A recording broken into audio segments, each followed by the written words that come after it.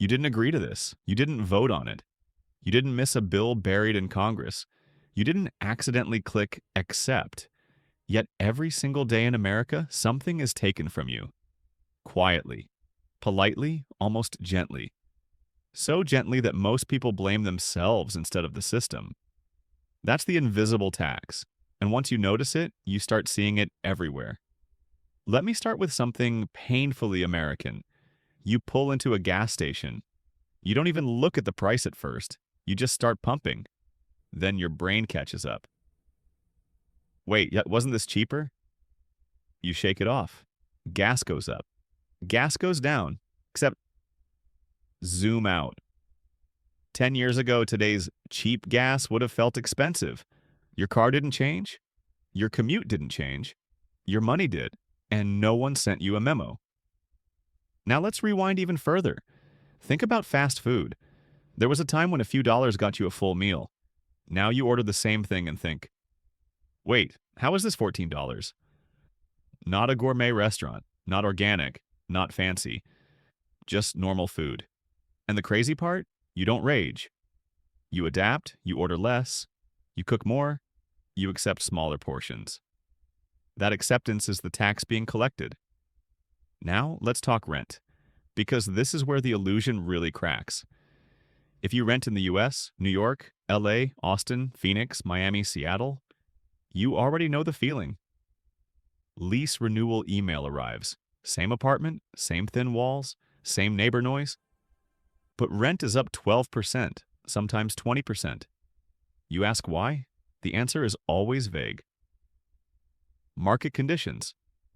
Inflation. Costs have gone up. You check other listings. They're worse, so you stay.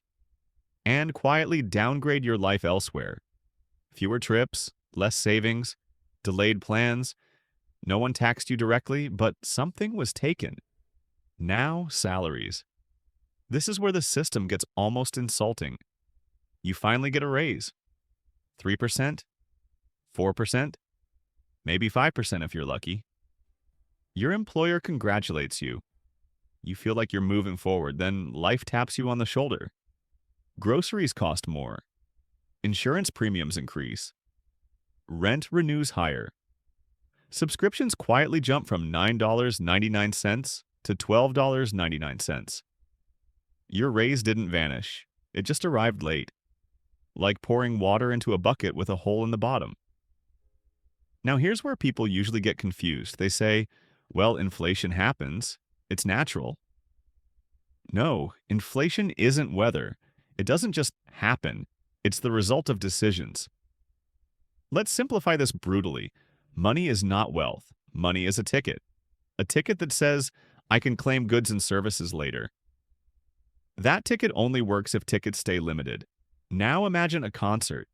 10,000 seats. 10,000 tickets. Everything works.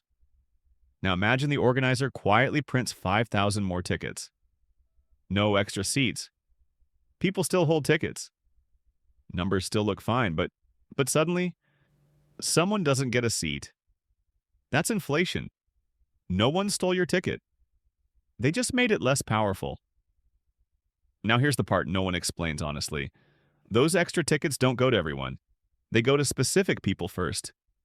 Banks, large institutions, government spending, financial markets. If you're close to that flow, you feel rich early. If you're not, you feel poorer later. That's not politics. That's timing. Now let's talk about COVID.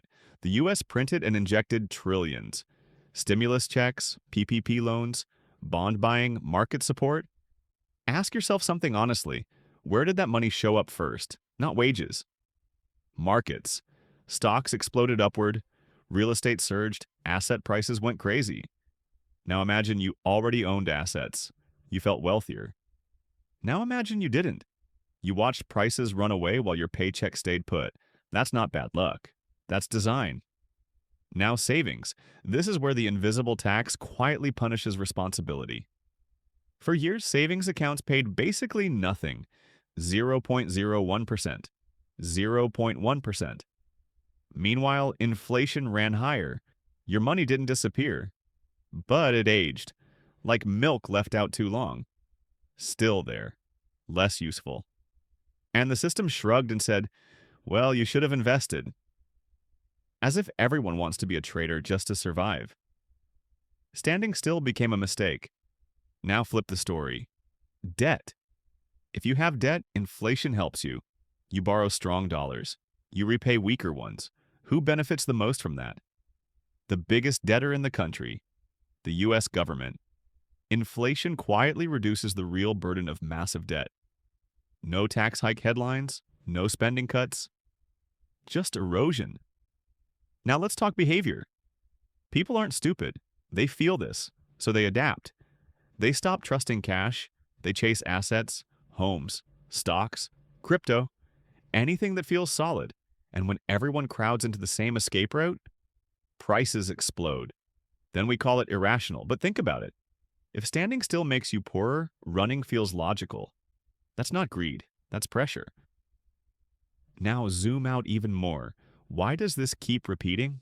Because the U.S. economy is built on growth. Debt assumes tomorrow is bigger than today. Markets assume expansion. Pensions assume future workers will carry the load. When growth slows, panic sets in. So money gets easier. Rates drop. Spending rises. Inflation becomes the pressure valve. Not because it's ideal, because it delays consequences. And here's the real danger. The invisible tax doesn't break things suddenly. It breaks trust slowly. People stop believing saving works. They stop believing effort guarantees progress. They stop believing prices reflect reality. And when belief fades, behavior changes. Speculation rises. Patience disappears. Risk moves to the center. That's when systems wobble. Not because numbers look bad, because trust erodes. So here's the question you should sit with. If you've been paying this invisible tax your entire adult life, if it keeps rising quietly, if no one ever explains it plainly, at what point do people stop adapting and start questioning the rules? Because systems don't collapse with explosions. They erode. Slowly. Silently. Just like the tax itself. You didn't vote for it, but you pay it. At the pump, at the grocery store, in rent renewals, in raises that don't feel like progress. The real question isn't whether it exists, it's how long people keep calling it normal life. And what happens the moment they stop. Hey everyone, if you enjoyed this video, make sure to hit that subscribe button and click the bell icon so you don't miss any future uploads.